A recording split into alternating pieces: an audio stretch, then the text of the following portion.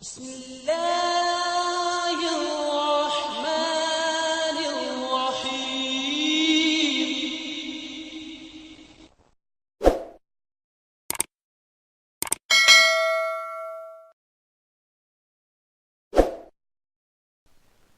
ہم تو رکھتے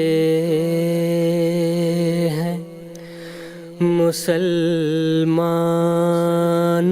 کا دین، دل سے ہے خدا میں ختم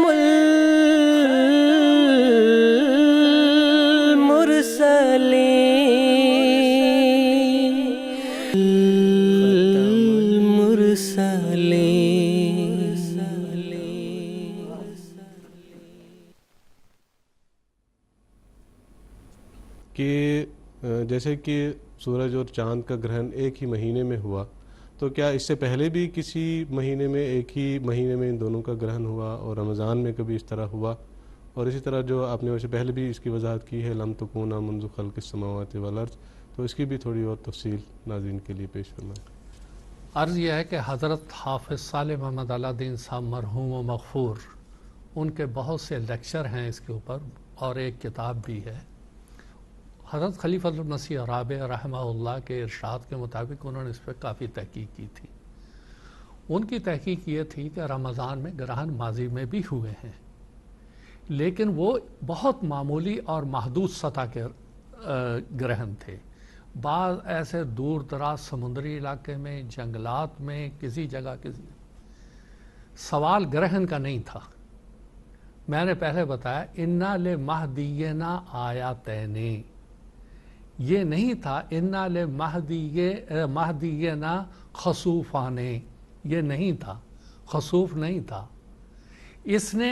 اور یہاں پہ لِمَہْدِيِّنَا، عربی میں لے لام تعلیل کہلاتا ہے، جو سبب وجہ باعث کے لیے آتا ہے۔ کم تو لے اکرام الامیر، میں کھڑا ہوا امیر کے اکرام کے لیے۔ یہاں پر جو ہے اِنَّا لِمَہْدِيِّنَا، مہدی کے لیے دو نشان ہیں، اور وہ آگے سورج اور چاند کے گرہن ہیں، اور اس کے اندر لفظ آیاتن ہے۔ آیاتن مؤنث ہے، اور مؤنث کے ہوتے ہوئے یہ ساری آگے نشان حضرت مسیح موعود علیہ السلام کے بنے، جیسا کہ تفصیل پہلے بیان کی جا چکی ہے۔ اب یہاں پہ کچھ باتیں اور یہ میں بتاتا ہوں۔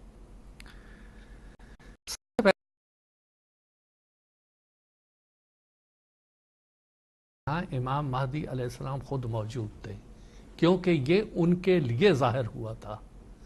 یہاں ملک پنجاب نے اس کو بڑی وضاحت کے ساتھ دیکھا، اور حضرت مسیح موعود علیہ السلام نے نور الحق میں اس کا ذکر بھی کیا، اور بعض اعتراض کرنے والوں کے اعتراض پہ یہ بتایا کہ دیکھو نشان اپنے مدعی سے دور نہیں ہوتا، مدعی تو حضرت مسیح موعود علیہ السلام تھے، آپ کی صداقت کے لیے نشان ظاہر ہو رہا تھا، اس لیے سب سے زیادہ وضوح کے ساتھ اور نمایاں ہو کے یہ اس علاقے میں ظاہر ہوا۔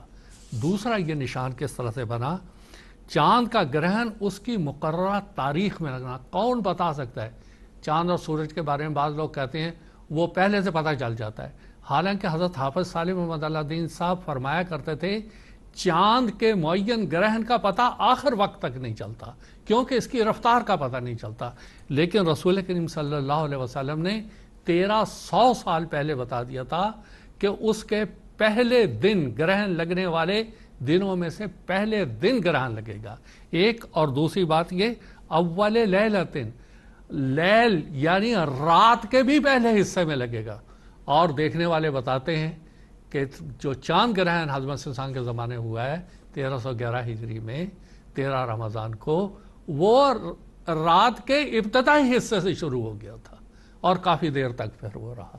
یعنی دو باتیں، ایک تو گرہن لگنے والے دنوں میں سے پہلے دن، اور گرہن لگنے والی رات میں سے ابتدائی رات میں اول یعنی لیل کے اول حصے میں وہ گرہن لگے گا۔ دیکھیں کتنی وضاحت اور کتنی باریکی سے یہاں بات سمجھائی جا رہی ہے۔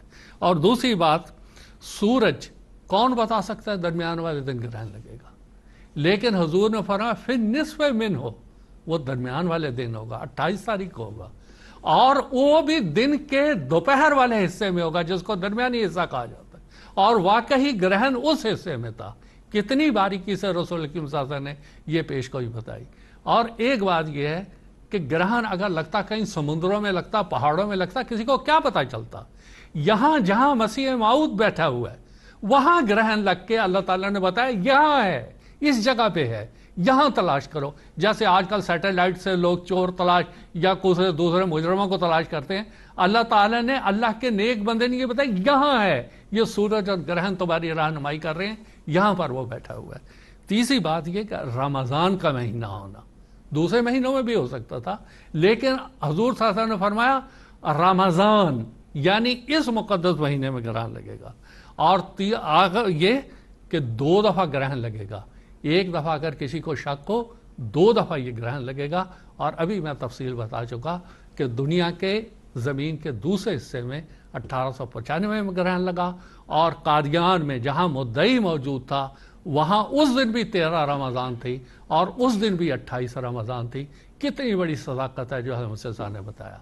रमजान में ग्रहण लगना माजी में भी हुए, हो सकता आइंदा भी हो, लेकिन ये बात नहीं है। ले तालील, जो तालील की बात है, पहले इमाम महदी का होना, उसका ऐलान करना, उसकी तकजीब होना, उसकी सदाकत के लिए कुरान मजीद और हदीस की इस पेशगोई का पूरा होना, ये है सबसे बड़ी सदाकत जो हज़रत मसीह मऊद अलैहिस्सलातु वस्सलाम की इस निशान के ज़रिए से ज़ाहिर होती है।